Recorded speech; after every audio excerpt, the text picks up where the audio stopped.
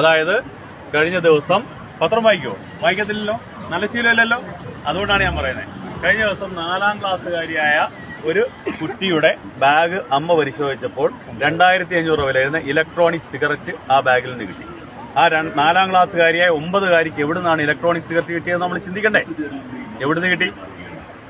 8ാം ക്ലാസ്സുകാരിയായ bag പരിശോധിച്ചപ്പോൾ MDMA. എന്താണ് MDMA അറിയോ? മാരകമായ മയക്കുമരുന്നായിട്ടുള്ള MDMA ആണ് 8ാം ക്ലാസ്സുകാരിയായ ബാഗ് പരിശോധിച്ചപ്പോൾ കിട്ടിയത്.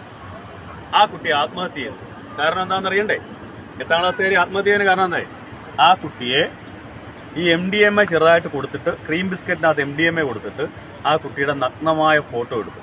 ആ ഫോട്ടോ കാണിച്ചുകൊണ്ട് ആ കുട്ടിയെ ഭീഷണിപ്പെടുത്തി ഈ MDMAയുടെ കാരിയറാക്കി മാറ്റി, എന്നുവെച്ചാൽ വിൽപ്പനക്കാരിയാക്കി മാറ്റി. 13ാമത്തെ ദിവസം ആ കുട്ടി ആത്മഹത്യ ചെയ്തു.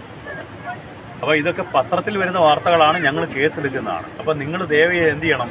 നമ്മളുടെ മക്കളുമാരെ കെയർഫുൾ ആകാൻ വേണ്ടി നോക്കുക. സ്കൂളിൽ പോകുമ്പോഴും വരുമ്പോഴും നമ്മുടെ മക്കളുമാരെ വളരെ കെയർഫുൾ ആകണം.